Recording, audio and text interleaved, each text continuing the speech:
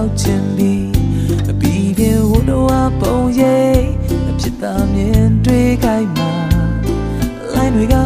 ပြင်းထန်ခဲ့လေငယ်ရင်ဆိုင်နေရင်မောပန်းချိန်ခေါ်တဲ့ကိုထူသူမရှောင်ဖဲခဲ့ဘူးလိုင်းထန်တဲ့နေတွေညတွေကြောပြတ်အားသေးကိုပေးပန်းနိုင်မိုင်းထောင်ကြီးဝေးလေရင်ဆိုင်ရှိစေပဲကိုင်ပြီးသူကိုတော့ပြမြတ်တခင်အနာမသူရှိခဲ့ပြီ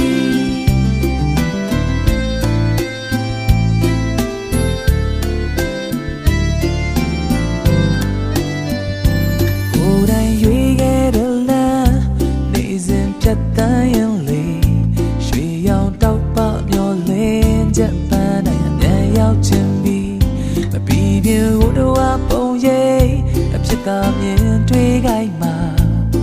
လိုင်းတွေကပြင်းထန်ခဲ့ဝေငယ်ရင်ဆိုင်နေရင်မောပန်းချိန်ခေါ်တဲ့ကိုထူသူမရှောင်ဖဲခဲ့ဘူးလိုင်းထန်တဲ့နေတွေညတွေကြောပြတ်အားသေးကိုပေးပန်းနိုင်မိုင်းထောင်ကြီးဝေးလေရင်ဆိုင်ရှိစေပဲကိုင်ပြီးသူကိုတော့ပြမြတ်တခင်အနာမသူရှိခဲ့ပြီ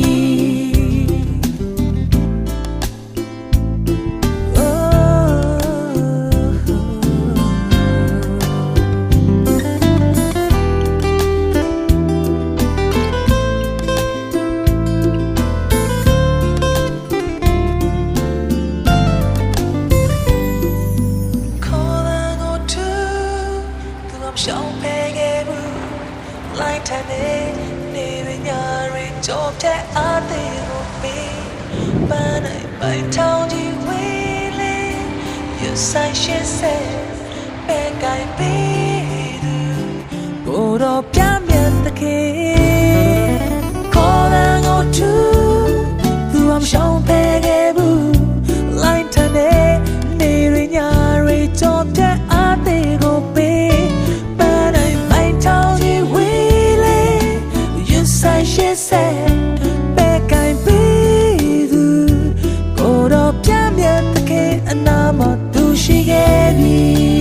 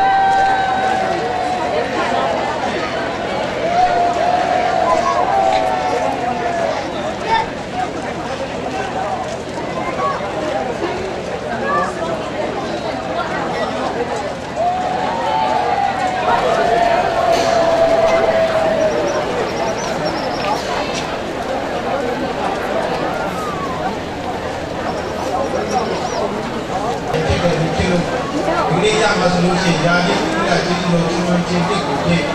တို့ရဲ့ဒီလိုမျိုးကကြီးဖြစ်တဲ့ဘုရားကလည်းဆောတာလာတာကိုဆောင်ခဲ့တို့ရဲ့ဒီလာကိုဒီလိုချက်ကြည့်ဖို့အာသာနာနဲ့ပတ်သက်ပြီးတော့ကျေပါဆောင်ရတဲ့ရှိနေရမှာဘာလို့ဒီလိုမြင်ပြီးမြင်လိုက်အားလိုက်ပြီးဒီလိုနေအောင်များလို့ဘောရမှာဒီခိုင်းရတော့ဒီနေ့လာတဲ့လုံနေတော့ပြီးဟုတ်လားဘာလို့လဲရှိနေကုန်ကြီးကတို့တွေစူးစမ်းလို့ပါတို့ပြိတ္တများဒီဒီနာများပြင်ဆင်ခြင်းဥပဒေကိုကြည့်ရတဲ့ဒီနေ့ကျွန်တော်တို့ရဲ့ဒုတိယများရဲ့ဆောင်ရွက်တဲ့ဒီစီကောင်းစီကိုပေါင်းရပေါ်ဆောင်ရတဲ့အခါမှာအတိအကျနဲ့အကောင်းဆုံးဖြစ်ပြရမယ်ဒီနေ့ညာနေပြီးတော့ညာနေပြီးတို့ပါတော့ကျွန်တော်တို့ရဲ့စီကလေးနဲ့တော့ကျွန်မကြီးအစီအစဉ်မှာ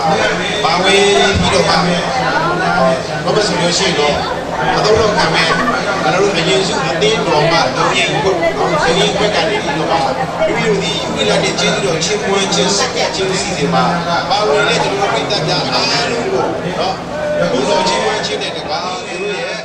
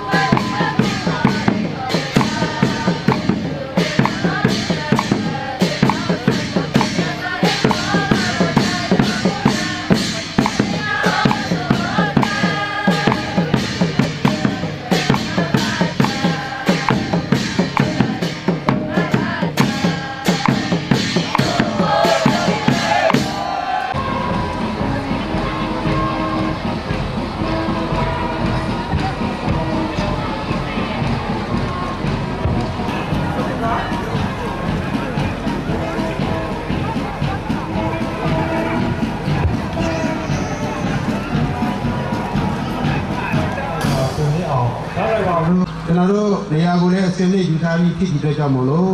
ကျွန်တော်တို့ရဲ့အသေးချုပ်ကြီးရဲ့ယာပြီးယူပြီးလာကျေးဇူးတော်ချီးမွမ်းခြင်းဆောင်မှုဖြစ်တဲ့တရားကူးမြောက်သောဆာလံခန်းငယ်နေ့ကိုဖတ်ကြားပြီးတော့မှကျေးဇူးတော်ချီးမွမ်းကြရအောင်။ထာဝရဘုရား၏အမှုတော်ကိုဝမ်းမြောက်စွာဆောင်ရွက်ကြလော့။ရှင်လန်းစွာသခြင်းဆိုတဲ့အထံတော်သို့ဝင်ကြလော့။ကျွန်တော်တို့အတူတကွအားလုံးဟဲလိုကစားရွာတစ်ဖိုက်ကိုအားရပါရပိဋကများနဲ့ပြည့်စုံမှာဖြစ်ပါလေ။ Hello, Kesaya. Let me you see again. Walk on. We walk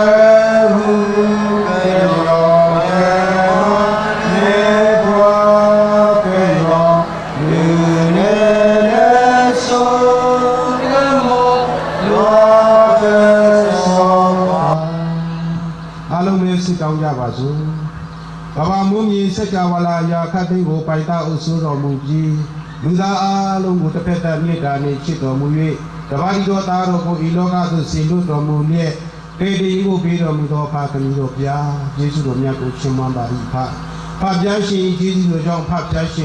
Kunodu Amuda Jitopandi Nation Korean Tabanabi Utenjo Kibu King Shibu Winya Abia Kwesi Tonsile Anitya Danaku Sonanga County Kudo Mudi Peso Jesu Miaku Chimamba Ripa Salabidoma Lukuchin Nidya Yadi Ubila Jesu Chimman Chiku King Nele Turwa Tenjo Utaji Peta Bosa Rotama Usau Bidoma Chimba Piluya or Aquego Tenodo Turwa Yashi Jadi Pe Adedu Dinamia Alodi Wanya Yoshua Shigava Vita Opa Tawaya Yosa of Yarikin Yaku Wema Savi Sizina the Kuzi Dogo Pabiashi also Bidoma Lambia Romuba Tanshama we know the post on Romulet Yadi Ubila Jesu Chimman Chiji Pabiashi Shiro Monai We take no heat to my mate, Many Nangala, Senior Dido Mudoke, Pension Fit of Jay Yapo, Namagudan, Nipulia, no, did a suit on my papia. Amen. Celebrito Magno Tamajanga, Romiaco, Pajama, Separe. Tamajanga, Romiama solution on the same evening of Osalan, Kange, Konigani, or the same keep Pama Separe. A Chinagaru. The Gamoku Twalaja, a chain Tawaya the Garu, Kubu Twalaja, Bongi do Shinji, Window Muni, Bongi do Shinjinga, Beduni, a Swan of Boni Tizo Mudo Tawaya Pia, Sit Dai Chinga, the Ochi of Mudo Tawaya Pia, a chain Garu, the Gamoku Twalaja, a chain Tawaya the Garu, Kubu Twalaja, Bongi do Shinji, Window Muni, Bongi do Shinjinga, Beduni. Long in Gucci, she Tawaya Pili, Popiadi, Bogi do Shidi, Shitomi. A season ya Salabima, the Noro Pedu Cat, 20 people and Chimpipade, the Kuchima, the Noro Danger Ukataji, they call ya Bosa Tamla, Tamanane Oka, Yagani, a say that they are Yubigoma, the Noro Pedu Cat people and Chimpipade, Tadamulo, Danger Ukataji. ကျွန်တော်တို့သာသနာ့ဥက္ကဋ္ဌများဖေးကျူးပြတ်ဖွင့်လှစ်ဆောင်ရွက်ပေးပါရန်ပန်ကြားပါတယ်။အခုချိန်မှာဖေးကျူးပြတ်ဖွင့်ရန်အတွက်ကျွန်တော်တို့ရဲ့သမီးငယ်များကဖေးကျူးဖြတ်နိုင်ရန်နောက်အချိန်လေးပြင်ဆင်ထားပေးပါ။ကျွန်တော်တို့လက်ထဲဝယ်အကုန်လုံးရရှိပြီးဖြစ်တဲ့ကြောင့်မို့လို့ကျွန်တော်တို့ဖေးကျူးပြတ်ဖွင့်လှစ်ပေးပါရန်ပန်ကြားအပ်ပါတယ်ခင်ဗျာ။နော်ကဲကျွန်တော်တို့ပြည်သူများဖျက်ပြပြီးတဲ့အခါမှာလက်ကုပ်တီးပြကြပါကျွန်တော်ရဲ့အော်ဒါဝိစီပါပြီကျွန်တော်ရဲ့အမျိုးသားရေးတပ်ဖွဲ့ဒီနေ့ဆွေးနွေးရတာအပြီးအတင်းချုပ်ကြီးအရာပြီးနဲ့ဒီဝန်ချင်းအလံကိုပြေကျွန်တော်တို့ဘူပေါင်းများဖြင့်ကောင်းငင်ဝဲကြံလို့သွားနေပြီဖြစ်ပါတယ်။တော့ဆက်လက်ပြီးတော့မှကျွန်တော်တို့ပြည်သူများအားလုံးကိုထပ်မံပြီးတော့မှအစီအစဉ်ရဆောင်ရွက်နိုင်ဖို့ရန်အတွက်ပေါ်ပြလိုပါတယ်။49ခုမြောက်ဆာလံကိုကျွန်တော်ဖတ်ကြားချင်ပါတယ်။49ခုမြောက်သောဆာလံခန်းငယ်တစ်မှနေပြီးတော့မှကျွန်တော်5တိဖတ်မှာဖြစ်ပါတယ်။ဒီဒီချာချာကျွန်တော်တို့နားထောင်ပြီးတော့မှယူပြီးလက်နဲ့ကျေးဇူးတော်ချင်းမှန်းခြင်းတွေးကြော်ခြင်းကိုဆောင်ရွက်ဖို့ဖြစ်ပါတယ်။လူများအပေါင်းတို့လက်ကုပ်တီးကြလော့။ဘုရားသခင်ထံတော်သို့အောင်တန်ကိုလွှင့်၍တွေးကြော်ကြလော့။အကြောင်းမူကားအမြင့်ဆုံးသောထာဝရဘုရားသည်ကြောက်မဲ့ပွေသောဘုရား ညီကြီးတညီလုံးကိုအစိုးရသောမဟာမင်းကြီးဖြစ်တော်မူ၏ကြွေးကြော်ခြင်းအတန်နှင့်ဘုရားသခင်တက်တော်မူ၍တဘိုးမုတ်ခြင်းအတန်နှင့်ထာဝရဘုရားတက်တော်မူ၏ယခုချိန်မှာသမီးငယ်လေးများကနေဥဆောင်ပြီးတော့မှကျွန်တော်တို့ရဲ့ဥက္ကဋ္ဌများတို့ကိုစတင်ထွက်ပေါ်လာပါမယ်ဒီချိန်မှာဘေခရာဖွဲ့ကနေတိမုတ်မှာဖြစ်ပါတယ်ခင်ဗျာဘေခရာဖွဲ့ရဲ့တိမုတ်ခြင်းတန်ကိုကြားတာနဲ့စတင်လမ်းလာဖို့ရန်ဖိတ်ခေါ်ပါတယ်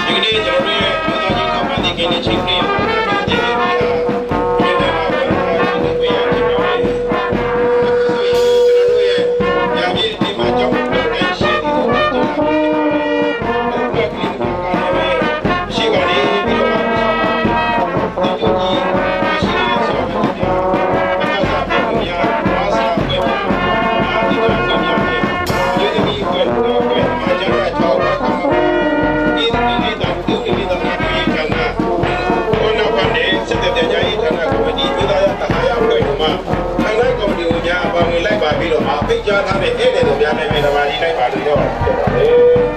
။ဘုလိုကြကြည်လာရုပ်ကိုပြည့်ကျွန်တော်တို့ပြည်သားများကနေပြီးတော့အလာဝိရချင်းအားဖြင့်ကျွန်တော်တို့ဂုဏ်ပြုဆိုကြရအောင်။ကျွန်တော်တို့သာနာတွေများကနေအနောက်မှာပဲနေနေပါဦးလို့နော်ကျွန်တော်တို့ဆက်လက်ပြီးတော့ကြောက်တိုင်ဖို့မဲစီတီကိုဆောင်ရွက်ဖြစ်ပါတယ်။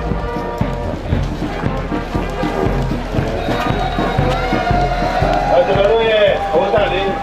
အနောက်ကသာသနာနဲ့အလံဥစ္စာဆက်လို့များကခဏလေးနေပြပါလို့နော်ကျွန်တော်တို့အရှင်းမောက်မှာအမင်းငယ်များကပြင်ဆက်လေးချမ်းလေးဝင်လာပါပြီကျွန်တော်တို့ရဲ့အဖဆရာတော်ကြီးများအသိချုပ်ကရရှိများနဲ့ဖိတ်ကြားထားတဲ့အဲ့ဒီလိုများတို့လည်းပဲဒီတိုင်းအားတိုင်းနဲ့ဒီနေ့ရာပြည့်ယူပြီးလာ၆တိုင်းဖွင့်ပွဲအစီအစဉ်မှာဖြစ်ပါဝင်နေဖို့ရန်တွေမိမိတို့ဒီရောက်ရှိပြီးတည်တည်ကြမလို့အတူပဲကျေးဇူးတင်ပါတယ်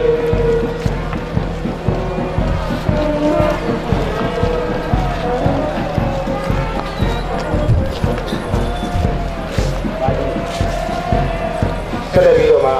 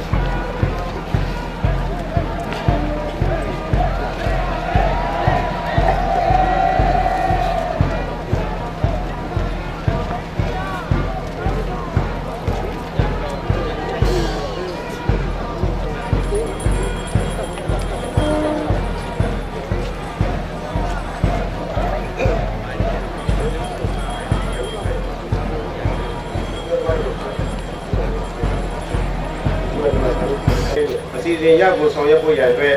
ပထမဦးဆုံးသမာချမ်းသာဖတ်ကြားခြင်းကိုဖြစ်ကျွန်တော်တို့ဆောင်ရွက်ဖို့ရှိတယ်ကျွန်တော်တို့နေရာယူဖို့မှာဆိုလို့ရှိရင်တော့အရှိမလာရောက်နေရာယူဖို့ရတဲ့ကတော့ကျွန်တော်တို့ရဲ့ဥက္ကဋ္ဌအဖွဲ့ဝင်ဘိုးဆရာတော်တမန်ဆရာတော်ဆောလောဆရာစောပိတ်လူကြီးနဲ့ထွေလူဆရာမကြီးမောင်တက္ကရာရဆောဆရာစောတန်းဆုံးဆရာဦးစောပြတန်းတို့ကနေအရှိမလာရောက်ပြီးတော့နေရာယူပြီးပါရဖတ်ကြားပါတယ်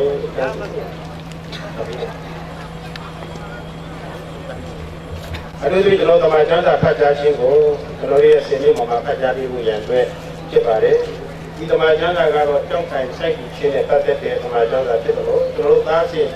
ညီမြတ်များတို့ကလည်းပဲလိုက်လျှောက်တဲ့အကြောင်းအရာတွေဖြစ်ပါတယ်အဲ့ဒါကိုဖတ်ကြားပေးမှာဆိုလို့ရှိရင်တော့ကျွန်တော်တို့ရဲ့လူသားချင်းထောက်ပံ့ပြီးကိစ္စဖြစ်ရတာနာဖြစ်တဲ့ကျုပ်ကြီးအုပ်ချုပ်စီမံရေးအဖွဲ့ဝင်တွေဖြစ်သမာချမ်းသာအကြောင်းရဲ့မန္တလေးနဲ့ဖြစ်တဲ့ဆရာမနော်ဆောင်းဆန်းကင်ကနေပြီးတော့မှဖတ်ကြားပြီးတဲ့တရားခံပါတယ်ဗျာတုတ်ကန်ကျန်ခန်းကြီး22အခန်းငယ်19မှ19အငယ်28တင်းဤနာကိုညွှတ်၍ပညာရှိစကားကိုနားထောင်တော့ ငါပညာအတတ်ကိုလေစိတ်နှလုံး၌ဆွဲလန်းတော့တင်းနှလုံး၌တွင်းမိနိုင်ရင်တာယာသောအကျိုးရှိလိမ့်မည်တင်းနှုတ်၌လည်းအစဉ်အသင့်ရှိလိမ့်မည်တင်းဒီထာဝရဘုရား၌ခိုလုံမိအကြောင်းတင်းကိုယ်တိုင်ကိုယနေ့ငါသွန်သင်၏ဘိုးဘီတို့စိုက်ဖူးသောမြေမတ်တိုင်တို့ကိုမရွှေ့နှင့်ဟယ်လိုကျွန်တော်တို့ဆက်လက်ပြီးတော့မှအမှအစီအစဉ်ရဆက်လက်သွားမှာဖြစ်ပါတယ်အခုချိန်မှာကျွန်တော်တို့ကြောက်တိုင်ကိုဖွင့်လှစ်ဆောင်ရွက်ပေးဖို့ရအတွက်ဖြစ်ပါတယ်ကြောက်တိုင်ကိုဖွင့်လှစ်ဆောင်ရွက်ဖို့ရအတွက်ကျွန်တော်ရဲ့အင်းကျုပ်ဒုက္ခဖြစ်တဲ့တိတ်ကာရရဆရာတော်ဆောင်းအိမ်မှာနေပြီးတော့မှကျွန်တော်ရဲ့ပြင်ဆင်ထားတဲ့စီမံမှန်နေရာယူပေးပါရန်ပန်ကြားအပ်ပါတယ်ခင်ဗျာကျေးဇူးတော်ဘရုံးမုတ်ချင်းကိုရေးသွားမှာဖြစ်ပါတယ်ဘရုံးမုတ်ချင်းဒီကျွန်တော်တို့အောင်တန်ကိုလွှင့်ခြင်းဖြစ်ပါတယ်ဒါကြောင့်မလို့ဘရုံးမုတ်ဒီကျွန်တော်တို့ရဲ့လူဝင်များကိုပြပေါ်ပါတယ်ကြားဝင်လာပါပြီ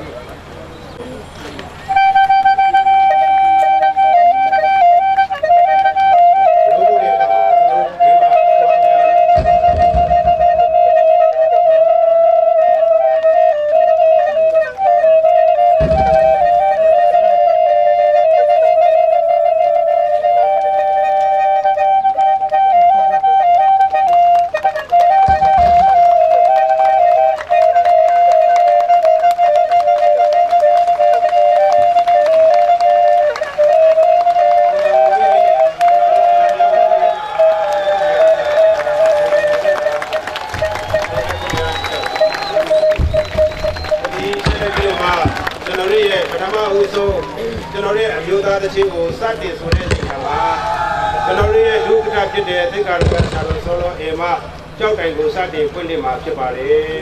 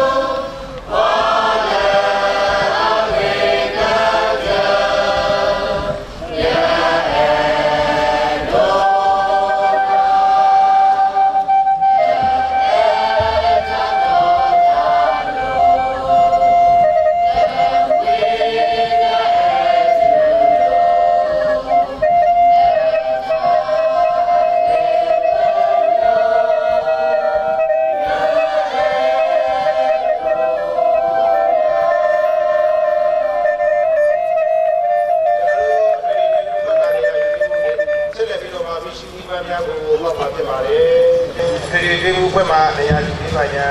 မြစ်တရားခံပါတယ်ဆက်လက်ပြီးတော့မှအစီအကံလူငယ်များကနေပြီးတော့မှဒီဘက်များကိုဟောက်နိုင်ရန်အတွက်သွားရောက်ပြီးတော့မှပတ်ဖို့ပြပါညာမြစ်တရားခံပါတယ်ခင်ဗျာလူငယ်များကနေပြီးတော့မှဒီလေဟုတ်ပါအပေါ်လေးတွေကိုပေါ့ပါအခုချိန်ကစပြီးတော့ကျွန်တော်တို့အစီအကံလူငယ်များကနေတော့ပြပါလက်တော့ပြပါ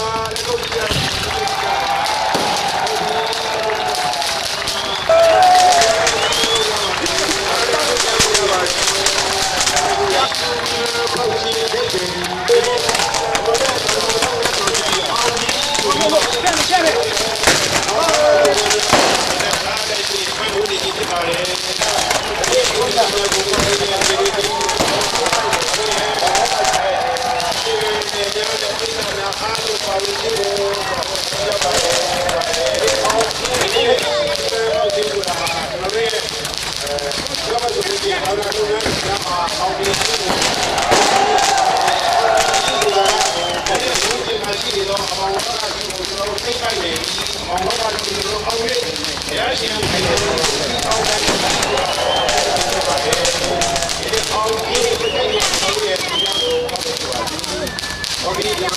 ဒီလိုပဲသူရဲ့ဒီကကြာကိုပေါ်ပြီးပြပါတယ်ပြိတ္တာဒီပါတော့ကျွန်တော်အားရကြကောင်းတယ်ဝမ်းတော်ကြကောင်းတယ်ကျွန်တော်ရဲ့ဒီကရေတော့ပါဒီနေ့သိပြရတာကဒီနေ့ဒီကိုဆောင်လာခဲ့တဲ့ဘုရားအထူးသဖြင့်လေးတဲ့လူတော်ဘုရားတို့ဒီ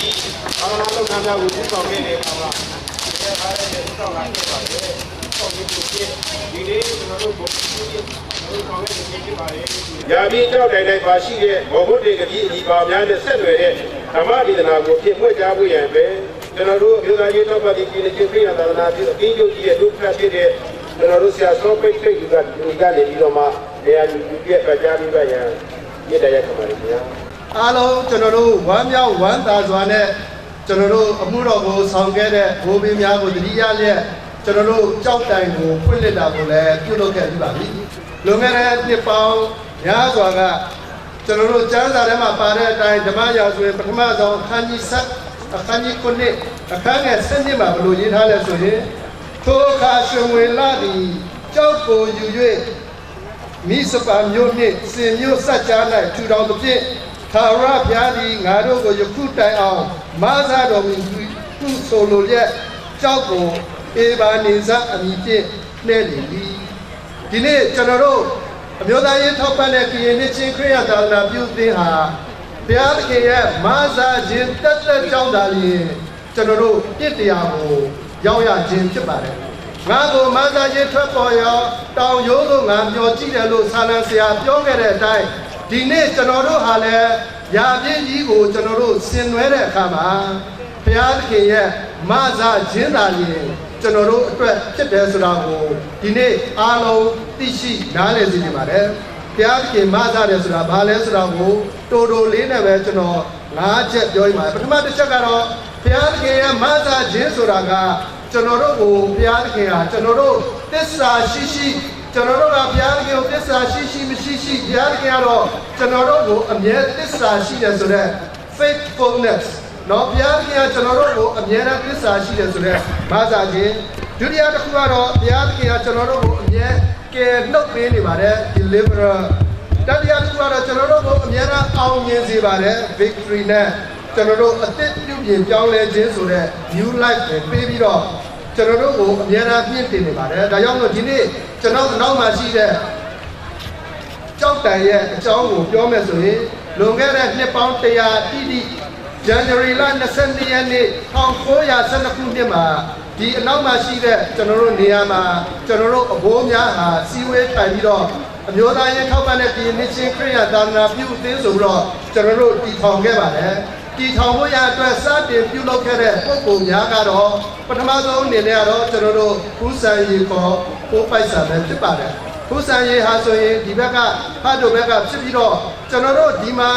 ဒီလိုအောင်မြင်ဖို့ရအတွက်သူ့ရဲ့အကြံဉာဏ်ရှိလို့သူကရန်ကုန်မြို့မှာရှိတဲ့ပုဂ္ဂိုလ်ကြီး3ဦးနဲ့ညှိနှိုင်းပြီးတော့ဆောင်ရွက်ခဲ့ပါတယ်ပုဂ္ဂိုလ်ကြီး3ဦးကတော့ဘာသာရေးမှာခေါင်းဆောင်ပြုနေတဲ့ကျွန်တော်တို့ချစ်လို့ခေါ်တဲ့အဘိုးဆရာဝန်ကြီးလို့ပြောတဲ့ Reverend Dr. R.L. Poke ပဲဖြစ်ပါတယ်ကျွန်တော်တို့အဘိုးဆရာဝန်ကြီး Dr. R.L. Poke ကိုသူညှိနှိုင်းပြီးတော့ကျွန်တော်တို့ရဲ့အမျိုးသာသနာကရင်လူမျိုးတွေထဲမှာကျွန်တော်တို့သာသနာကိုတတ်အောင်ရအောင်ဆိုပြီးတော့ပြောတဲ့အတွက်အဘိုး Dr. R.L. Poke ကိုညှိနှိုင်းခဲ့ပါတယ်ထို့အတူပဲ Dr. R.L. Poke ကလည်းသူနဲ့တဝန်းပွဲတော်တဲ့ညီကိုနှစ်ဦးကိုဆက်လက်ပြီးတော့တိုင်ပါတယ်တဦးကတော့အစိုးရစီမှာကျွန်တော်တို့အဲ့ဒီတော့ကအင်္ဂလိပ်လိုကတော့ Superintendent of Stamps ကျွန်တော်တို့ဗမာလိုကတော့ငွေတိုက်ကိုမင်းကြီးဖြစ်တဲ့ပဒိုဦးကိုအဘိုးဆရာဝန်ကြီးရဲ့တဝန်းပွဲအကိုဖြစ်ပါတယ်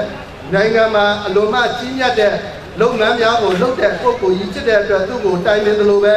သူ့ရဲ့ညီတူဖြစ်တဲ့ကျွန်တော်တို့ဥပဒေပိုင်းဆိုင်ရာမှာကျွမ်းကျင်သောဝတ်လုံတော်ရစစ်ဒနီလူနီเนาะသူ့ကို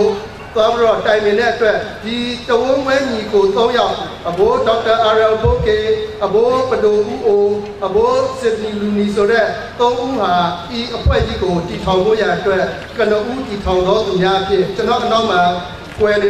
ပါတယ်ကျွန်တော်တို့ပုဂ္ဂိုလ်ကြီးရဲ့၄ဦးရဲ့နာမည်တည်ထောင်နေတာဆိုတော့ကိုကျွန်တော်တွေ့ရပါတယ်ဒုတိယအနေနဲ့ကဒီလိုကျွန်တော်တို့ဒီပုဂ္ဂိုလ်ကြီးတွေကတည်ထောင်ဖို့အတွက်သူတို့ပြုလုပ်ပြီးတဲ့အခါမှာစီဝဲတိုင်ပြီးတော့ဒီဖတ်လို့မှာပဲသူတို့ January လ22ရက်နေ့1912ခုနှစ်မှာစီဝေးကြီးလုပ်ပါတယ်စီဝေးလုပ်တဲ့အခါမှာကျွန်တော်တို့အသင်းတော်ပေါင်း190ကျော်ကနေပြီးတော့ကျွန်တော်ကိုယ်စားလှယ်များလွတ်တယ်42ဦးကိုယ်စားလှယ်များလွတ်တဲ့အတွက်ထို42ဦးရဲ့နာမည်များကတော့ကျွန်တော်တို့မှတ်တမ်းမှတ်ရများအရာအင်္ဂလိပ်လိုရေးထားတဲ့အတွက်ကျွန်တော်တို့ကြောက်တိုင်ရဟိုဘက်တစ်ချမ်းမှာအင်္ဂလိပ်လိုနာမည်42ခုရေးထားပါတယ်ဒါကြောင့်လို့ကျွန်တော်တို့ဒီမှာစီဝေးတက်တဲ့42ယောက်သောပုဂ္ဂိုလ်များရဲ့နာမည်များပါတယ်လို့ပဲကျွန်တော်တို့1912ခုနှစ်ကနေပြီးတော့1959ခုနှစ်အထိ48နှစ်တိုင်ဥက္ကဋ္ဌအဖြစ်ဆောင်ရွက်သွားတဲ့အဘိုးဒေါက်တာအာရပိုကေဟာနှစ်တရာပြည့်ဖို့အသက်တရာပြည့်ဖို့လပိုင်းလုံးမှာပဲဘုန်းတော်ဝင်စားသွားပါတယ်ဘုန်းတော်ဝင်စားပြီးတဲ့နောက်အဘိုးဆရာဝန်ကြီးရဲ့သား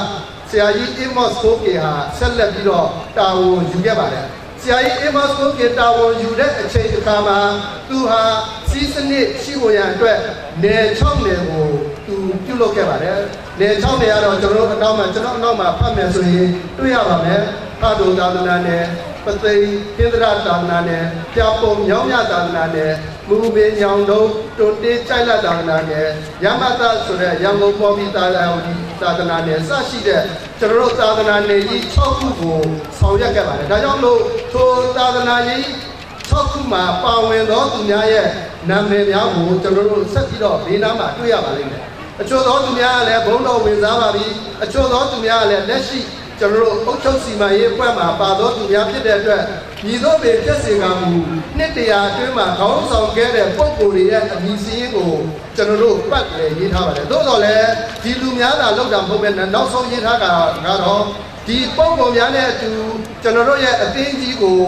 လှုပ်ဆောင်ပေးတဲ့ပုံကိုယ်များအားလုံးကိုတတိယလည်းကျွန်တော်တို့လှုပ်ဆောင်တဲ့လူများကိုဂုဏ်ပြုတဲ့အနေနဲ့ဒီကြောက်တိုင်ကိုပြုလုပ်ပါတယ်လို့ကျွန်တော်တို့ရေးထားပါတယ်ဒါကြောင့်လို့ကျွန်တော်တို့ဒီကြောက်တိုင်ကိုပြုလုပ်တဲ့အခါမှာအထူးသဖြင့်ကျွန်တော်တို့ဒီကြောက်တိုင်မှာရှိတဲ့အသင်းသူအသင်းသားများအားလုံးဟာအရေးကြီးပါတယ်ဆိုတဲ့အကြောင်းကိုပြောလိုပါတယ်ကျွန်တော်တို့ဘိုးဘေးများနှစ်တရာမှာစိုက်ထူတာဟာအလိုမှအရေးကြီးပါတယ်နောက်အရေးကြီးသောကိစ္စတစ်ခုကတော့ဘာလဲဆိုတော့ဒီကြောက်တိုင်ကိုကျွန်တော်တို့ပြုလုပ်ဖို့ရန်အတွက်ကျွန်တော်တို့အင်ဂျင်နီယာများပြည်သူ့ကများနဲ့တိုင်ပင်တဲ့အခါမှာကျွန်တော်တို့နယ်6နယ်ဖြစ်တဲ့အတွက်6တောင်းပုံစံဖြစ်ပါတယ်6တောင်းပုံစံဟာကျွန်တော်တို့နယ်တစ်ခုအနေနဲ့ကျွန်တော်တို့ကိုစားပြုတာဖြစ်ပြီးတော့ကျွန်တော်တို့နယ်6ခုကိုကျွန်တော်တို့ကိုစားပြုတာဖြစ်ပါတယ်ထိုနည်းတူပဲအလုံးမအရေးကြီးတဲ့နောက်တစ်ချက်ကတော့ဤဖတ်တို့မျိုးကိုအဘိုးပိုက်ဆံကတီထောင်တဲ့အခါမှာဒီမှာရှိတဲ့အခုဒီဝင်းဟာဆိုရင်ဖတ်တို့ရဲ့အလယ်ပဲဖြစ်ပါတယ်ဒီဝင်းကြီးရဲ့အလယ်ထဲမှာမှကျွန်တော်အခုထားနေတဲ့ဒီနေရာဟာအလယ်ဘုံဖြစ်ပါတယ်ဖတ်တို့တစ်မျိုးလုံးရဲ့အလယ်ဘုံဟာကျွန်တော်အနောက်မှာရှိတဲ့ကြောက်တိုင်တဲ့ပဲဖြစ်တဲ့အတွက်အလုံးမှအရေးကြီးသောအကြောင်းအရာဖြစ်ပါတယ်ဒါကြောင့်မို့ဒီနေ့အလယ်ဘုံတဲ့မှာရှိတဲ့ဘုရားသခင်ကိုကျွန်တော်တို့ဂုဏ်ပြုတယ်ကျွန်တော်တို့တီထောင်သူ၄ဦးဖြစ်တဲ့နော်အဘိုးပိုက်ဆံအဘိုးအာရဘိုကေအဘိုးဦးအဘိုးစစ်ဒီမအစကျွန်တော်တို့တက်ရောက်ခဲ့တဲ့ကျွန်တော်ကိုယ်စားလှယ်42ဦးအခါစမှာပါတဲ့ပုဂ္ဂိုလ်များနဲ့ကျွန်တော်တို့ပုဂ္ဂိုလ်တွေအားလုံးရဲ့နာမည်တွေရေးထားတဲ့ဒီကြောက်တိုင်မှာကျွန်တော်တို့ဒီနေ့အားလုံးဂုဏ်ပြုတဲ့အခါမှာနောက်ဆုံးအနေနဲ့ကျွန်တော်ဖတ်ချင်တဲ့ကျမ်းပိုက်ကတော့ဧဝံဟောရစာခန်းကြီး73ခန်းငယ်9ပဲဖြစ်ပါတယ်တရားကြီးတို့ကတရားတော်ကိုတင်တို့အားဟောပြော၍တင်တို့ကိုအုပ်တော်သူတို့ကိုအောက်မိကြလောသူတို့သည်ဘယ်သို့ချင်းချံပြုမှုသည်၍စုတည်သည်ကိုစစ်စစ်ဆင်ခြင်လျက်သူတို့၏ယုံကြည်ခြင်းကိုပြီးအောင်လိုက်ကြလောရှင်းကသွားတဲ့ဘုန်းကြီးတို့ရဲ့ယုံကြည်ခြင်းကိုဒီနေ့ကျွန်တော်တို့ဒီကြောက်တိုင်တီထောင်ခြင်းအားဖြင့်လိုက်လျှောက်ဖို့ပဲဖြစ်ပါတယ်အမာနေဇဆိုတဲ့ဘုရားသခင်ရဲ့မဆာခြင်းကိုရရှိတော်ဒီကြောက်တိုင်ကိုကျွန်တော်တို့စက္ကအနန္တတဲ့အခါမှာကြောက်တိုင်ဆိုတာကလူလောက်တာပါပဲမတည်မြဲပါဘူးဒါကြောင့်လို့ခုနဖတ်ခဲ့တဲ့ဧဘေဩရစာခန်းကြီး73အခန်းငယ်9မှာပြောခဲ့တဲ့အတိုင်းသူတို့ဤယုံကြည်ခြင်းကိုမှီအောင်လိုက်လို့ဆိုတဲ့ကျွန်တော်တို့ကိုပေးထားတဲ့နော်ပြောထားတဲ့စကားကိုလိုက်လင်မဲ့လဲဆက်ပြီးတော့အခန်းငယ်10ကိုဖတ်မယ်ဆိုရင်ယေရှုသည်မနေ့ယနေ့နောင်ကာလအစဉ်အမြဲတည်တော်မူ၏ရှိတော်မူ၏ထေရ73:8တနည်းအားဖြင့်ပြောမယ်ဆိုရင်ကြောက်တိုင်ဆိုတာကတော့ကျွန်တော်တို့အားကိုးစရာဘုရားခင်အားကိုးတာဖြစ်ပါတယ်သို့တော်လည်းကျွန်တော်တို့ရဲ့ယုံကြည်ခြင်းကတော့မနေ့ယနေ့နောင်ကာလမပြောင်းလဲတဲ့ခ ခရစ်တော်ကိုသာလေယုံကြည်အားကိုးလျက်ဤကြောက်တိုင်မှာရေးထားသောသူများကိုအားလုံးဂုဏ်ပြုလျက်ဒီမှာကြွရောက်လာတဲ့သူများအားလုံးဟာလည်းကျွန်တော်တို့ဘိုးဘေးများကိုအောက်မေ့လျက်မနေ့ယနေ့နောက်ကာလတည်မြဲတော်မူသောခရစ်တော်ဘုရားကိုယုံကြည်လျက်နှစ်100မှ200နှစ်200မှ300အထိအဲ့ဒီအချိန်မှာတော့ကျွန်တော်တို့ရှိမှာမဟုတ်တော့ပါဘူးသို့တော်လည်းကျွန်တော်တို့တတိယ၍ဘုရားခင်မှာစက္ကအနံ့ကြပါစို့လို့ပဲအနေငယ်တိုက်တွန်းနှိုးဆော်လိုပါတယ်ဘုရားခင်အားလုံးကိုကောင်းချီးပေးပါစေကျွန်တော်ဆရာဆော့ဖက်ထိတ်ကိုဒီမဲ့ကျေးဇူးတင်ပါတယ်ဆက်လက်ပြီးတော့မှကျွန်တော်မျိုးသားချင်းထောက်ပံ့ရေးကိန်းနဲ့ချင်းခရိယန်သာသနာပြုအသင်းကြီးအမှတ်ဖို့တင်ခဲ့သည့်တရားဝင်အတိမပြုလွာကိုလည်းပဲကျွန်တော်တို့ပြည်သက်များအားလုံးသိရှိဖို့ရတဲ့ဘာသာ၄ဘာသာအဖြစ်ကျွန်တော်တို့ဖတ်ကြားပေးမှာဖြစ်ပါတယ်ပထမဦးဆုံးဖတ်ကြားပေးမှာကတော့အင်္ဂလိပ်ဘာသာအဖြစ်ဆရာမတော်ဆက်ဆက်ကိုစကောကင်အဖြစ်ဖတ်ကြားပေးမှာကတော့ဆရာမနော်ဝေတူရီဘိုးကင်ဘာသာအဖြစ်ဖတ်ကြားပေးမှာကတော့ဆရာမနတ်ပေါင်ဆက်စုပွားမြန်မာဘာသာအဖြစ်ဖတ်ကြားပေးမှာကတော့ဆရာမတော်ရစီရင်လို့ဖြစ်ပါတယ်ဒါကြောင့်မို့လို့ကျွန်တော်ရဲ့မှတ်ပုံတင်ထားခဲ့တဲ့သာသနာပြုခြင်းမှတ်ပုံတင်တရားဝင်အတိမတ်ပြုစာကိုဖတ်ကြားပေးဖို့ရန်အတွက်အင်္ဂလိပ်ဘာသာအဖြစ်ဖတ်ကြားပေးဖို့ရန်ဆရာမတော်ဆက်ဆက်ကိုအားပေးခေါ်ပါတယ်ခင်ဗျာ Number 5 of 1913-1914 in the office of the Registrar of Livestock Companies, Burma, in the matter of the Transporting Fan Baptist Mission Society. I do hereby certify that pursuant to Act 21 of 1860 of the Legislative Council of India, entitled an Act for the Registration of Literary, Scientific and Intellectual Societies, Memoranda of Association and certified copy of the rules and regulation has been this day filed and registered in my office, and that the said society has been duly incorporated and is a literary, scientific and charitable society. Dated Rangoon, the 15th of July 1913. Letusa Rosario, Acting Assistant Registrar, Livestock Companies, Burma.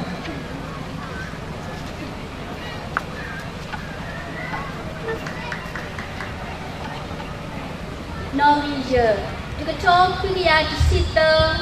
to Sylvie, Livestock Company, Burma, Lita Stepnotka, Pado Wello, Wanyamada, Blurty, Tagna, Kara away. Takara Karola, a master, a Takubakutedo, Tahi Mabu Master to Pa, a Taba Trailer to the talk of Yakusini, Go India, Tesapado, Palote, Tessa Novi, Kisito, Lo Imenia, Takara Karokai, do Oto Wello, Di Lo set. Ompudo Takara Karo, Dato, Tablo to Papo, Karokai, Bata, He Quack. Ta sep no olo welo I do bata tulo burka atari ta glodpa mi we to we ni di tulo do yuku yata lolo ko kwe ni do muni muto with ku la you live see your to you to pidia si tani khasa clot to sa rosario li sep no apodo sir Livestock Company Burma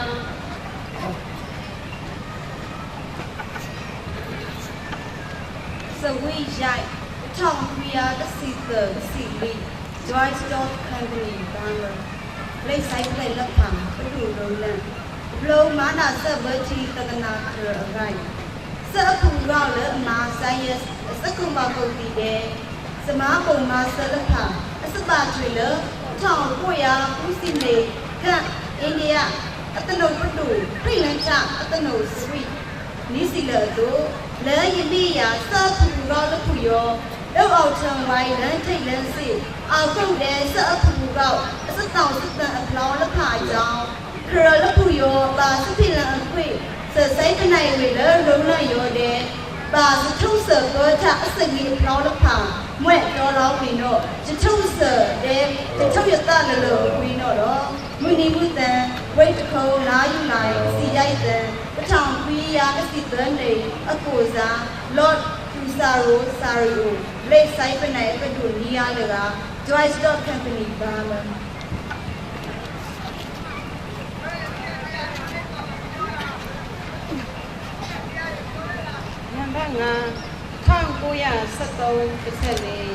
Joint Stock Company Burma မှတ်ပုံတင်ရရှိရုံ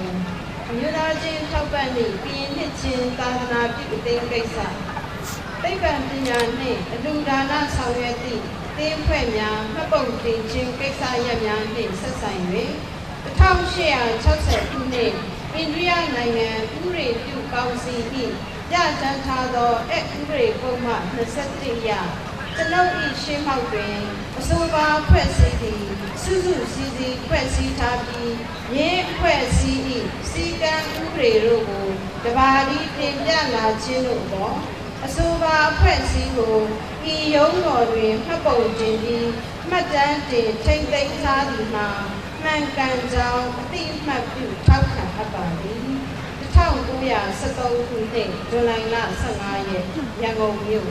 ကိုစားလော့ကျူစာရိုစာအိုလက်ထောက်မှတ်ပုံတင်ရာရှိ Joint Stock Company ဘာမှာဆက်လက်ပြီးတော့မှဒီနေ့ကျွန်တော်တို့ရဲ့သာမဏေနယ်6နယ်မှာဘဝများတို့ရဲ့ပေးအပ်ထားတဲ့တာဝန်များတို့ကိုဖြင့်နှစ်တရာပြည့်နေ့မှာကျွန်တော်တို့ရဲ့သာသနာ့အလံများစိုက်ထူခြင်းအပြင်ဆက်လက်ပကုန်းထမ်းတာဝန်ထမ်းဆောင်ကြမှာအချိန်ကိုရောက်ရှိလာပြီဖြစ်ပါတယ်။သာသနာ့နယ်များရဲ့အလံကိုကျွန်တော်တို့စိုက်ထူဖို့ရန်ပြည်တည်တဲ့ကြောင့်မလို့သာသနာ့နယ်များကိုပူဇော်ပြုဖို့ရန်အတွက်ကျွန်တော်တို့တရားယူပေးဖို့ရန်ဖြစ်ပါတယ်။ကျေးဇူးတော်ကျွန်တော်တို့ဖတ်လို့သာသနာ့နယ်ကိုဥဆောင်ပြီးတော့မှအလံကိုဆက်ဖို့ရန်အတွက်အဖဆရာတော်ဆောင်းအောင်မြိုင်ဆက်လက်ပြီးတော့မှအသိဉာဏ်မှာသိက္ခာရရဆရာတော်စောတော်နာဥပဒ္ဓတိကနေပြီးတော့မှဖတ်လို့သာသနာ့နယ်အတွက်ကိုဆက်ထူပေးရန်ဖြစ်ပါတယ်။အစစ်ထဲမှာပဲတာပုံမြောင်းမြသာသနာနယ်ကိုပူဇော်ပြုစိုက်ပြီးမှကတော့သိက္ခာရရဆရာတော်မော်ရီစင်နောက်ပြီးတော့မှကျွန်တော်အသိဉာဏ်ကပူဇော်ပြုတာကတော့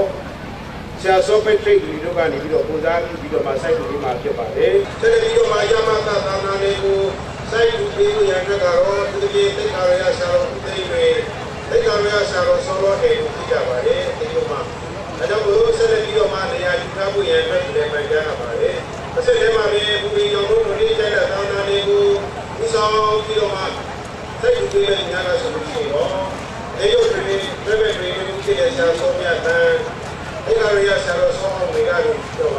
မယတကသာသနာနယ်ကိုပူဇော်ပြုစိတ်ကိုရတဲ့ရည်ဒီဝရပိုင်ကြရပါတယ်။ဆက်လက်ပြီးတော့မှမန္တတော်သာသနာနယ်ကိုဥဆောင်ပြီးတော့မှစိုက်ကြည့်ပေးမယ်။ဒီကရရဆရာတော်မန်းဝင်းလိုက်ဒီလိုရဲ့အရေးကြီးဖြစ်တဲ့ဆရာမန်းကြီးအောင်တို့ကပြီးတော့ပဲမန္တတော်သာသနာနယ်ရဲ့အလားစိတ်ပေးရမှာနေရာယူပေးပါရပိုင်ကြရပါတယ်။ဆက်လက်ပြီးတော့မှ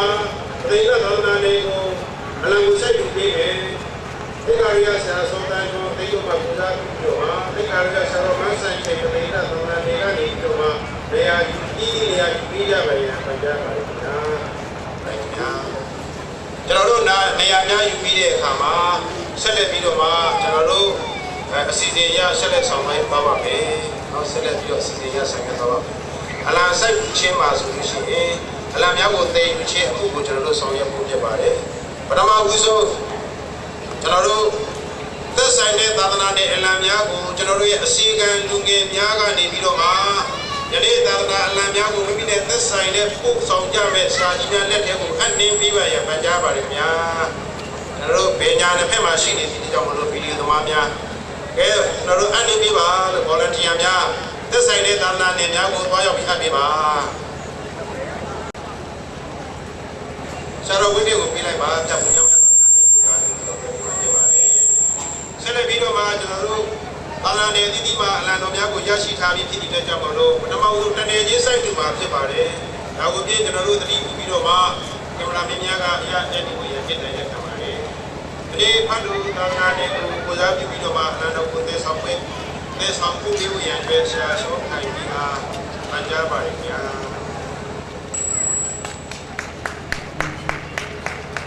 ကျွန်တော်တို့သာသနာနယ်ကိုအလံကိုယူလာပါမယ်အလံကိုယူလာပြီးတဲ့အခါမှာကြောက်တိုင်ရှိမှာအလေးပြုခြင်းပြုလုပ်မှာဖြစ်ပါတယ်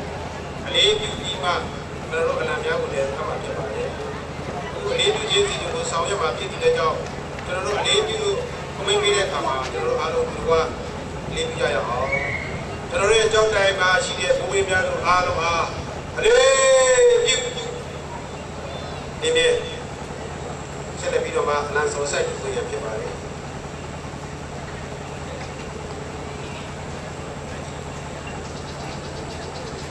အလံပို့ဆောင်တဲ့ဆရာကြီးကလည်းပဲဘိုးဆရာတော်အောင်မြင်ပေးမှာရပ်ပေးဖို့ရဖြစ်တယ်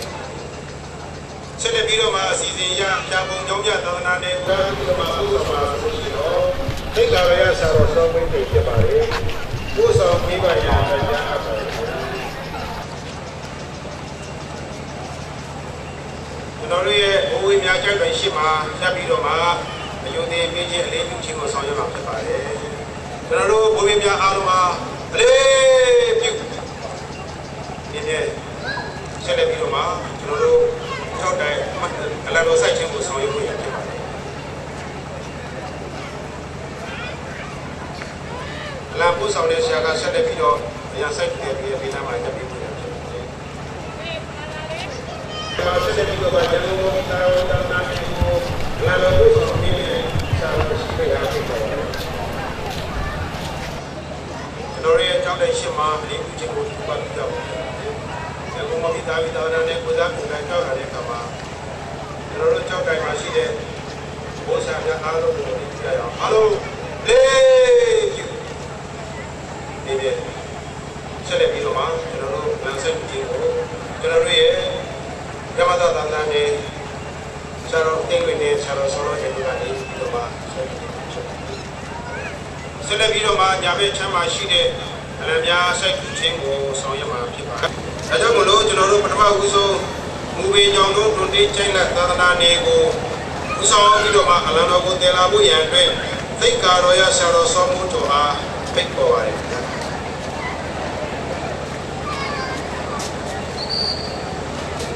တော်ရဲ့ကြောက်တိုင်းရှိကိုရောက်တဲ့အခါမှာအားလုံးသာသနာနယ်မှာရှိသောသင်္သူသင်္သားများတို့ဒီလည်းပဲနေပြီးကြမှာဖြစ်ပါတယ်။ကျွန်တော်တို့အားလုံးအလေးပြုဒီနေ့အလံတော်ကိုအပွင့်ရဖြစ်ပါလေကျွန်တော်ရဲ့အကျိုးဘယ်ဘက်နေဖြစ်တဲ့ဆရာဆုံးမြတ်တဲ့ဒီဘက်ကသာသနာနဲ့ဓမ္မဆရာဦးတာပြည့်တဲ့ဆရာတော်အောင်ဝေတို့ကနေပြီးတော့မှမညတကသာသနာနဲ့သာသနာတော်ကများကိုဒီရတဲ့အကြောင်းပြင်ဆက်ဖြစ်ပါလေဘုရားတော်ဆက်လက်ပြီးဘန်းတော်သာသနာနဲ့ကိုပူဇော်ပြုတယ်လာမယ်သိက္ခာရရဆရာတော်ဆုံးတဲ့အားဖိတ်ခေါ်ပါတယ်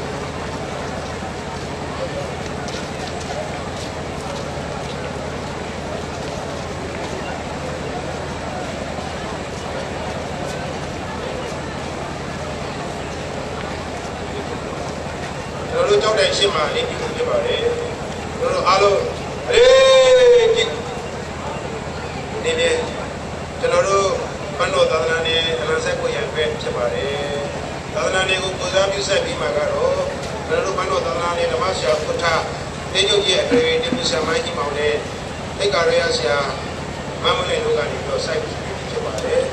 ဆရာကိုပူဇော်ပြီးတော့မှအလံကိုသင်ဆောင်ပေးလာမှာကတော့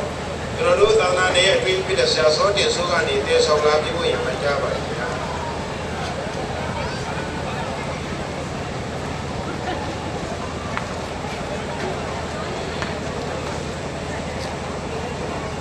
တော့လည်းရှင်းမှာကျွန်တော်တို့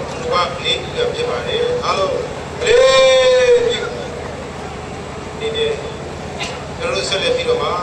သာသနာနယ်အလံဆက်ကိုရန်အတွက်ကျွန်တော်တို့သာသနာနယ်ဓမ္မဆရာဦးဇာဖြစ်တဲ့တို့ဆရာတော်မဆန်ချင်းဒီယူကြီးရဲ့ဘက်တွေတွေ့တဲ့သိက္ခာရရဆရာစောတန်တို့ကနေစိုက်ကြည့်ပါနေပါတယ်ဆရာစောတင်ဆိုမှလည်းဆရာတန်တို့ရဲ့မိဘဝေရောက်နေရတဲ့ဒီလိုဖြစ်တယ်ဆက်လက်ပြီးတော့မှအစီအစဉ်ရကျွန်တော်တို့ပြိဿများအားလုံးဒီဆိုဖို့ရန်အတွက်တခြင်းဖြစ်ပါတယ်အဲ့ဒီတခြင်းကိုဒုက္ခဒီဆိုကြရအောင်တခြင်းရကျွန်တော်တို့ရဲ့ဒီထားတဲ့ဆရာရဲ့နောက်ကျော်ရမှာရှိပါတယ်ဒီများရဲ့ဒီချိန်ပဲဖြစ်ပါတယ်ဘောပေါင်းများခိုင်ခဲ့ကြည့်ဖြစ်ပါတယ်ဒီလိုရှိပါကဘတ်စရရပါရေယုခယတော်လေဘိုးရေတို့ဤတော်ကြည်ခြင်းကြီးတို့ရဲ့ကိုကာယတော်က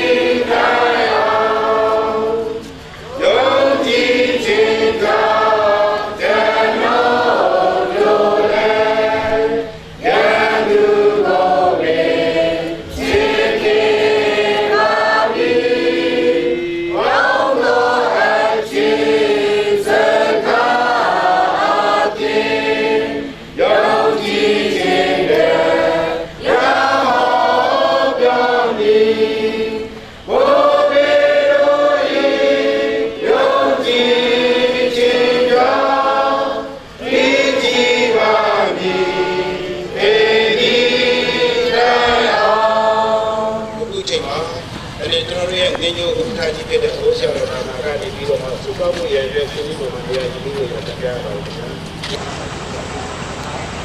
။ယခုချိန်လေးကျွန်တော်တို့ရဲ့မြို့သားချင်းထောက်ပံ့ပြီးကိတဲ့ချင်းပြည်ရသာသနာပြုအသင်းချုပ်ကြီးရဲ့ညပြည့်နေ့တိုင်အောင်ကိုလမ်းပြပို့ဆောင်ခဲ့သောဟာဝဲအပြားရှင်အားစုပေါင်းရတာဖြစ်ပါတယ်။ကျွန်တော်တို့ပြည်သူများအားလုံးကောင်းမှုနဲ့ဘုရားဆရာတော်ကြီးရဲ့ကောင်းကြီးပူဇော်နဲ့ပြုကျွန်တော်တို့တွေဒီစကစုပေါင်းကြပါစို့။ 给他去，上来，我是为他，我是为他个人不知道，他个人不一个啦，到不是不是不呢，啥的，就那不他是不是不，他是从哪里，第不他不是是多少。ကိုချောင်းလူကိုတတ်တယ်တော့လူလောကတော့တဆူအားရဲမတက်တဲ့ဘုရားအခုတော့ဘုရားဒီစမနာအမိတရားတာဒီဆွေကလေးယေရှုခရစ်ကိုဘာကဘုရားစပြီးတော့အာမင်ဒီကိုဆက်လက်ပြီးတော့ကျွန်တော်တို့ယူဘီလာနေ့ရဲ့ကျေးဇူးတော်ချင်းမချင်းနှစ်တရားပြည့်ခမ်းမလေးကိုကျွန်တော်တို့မှာဖြစ်ပါတယ်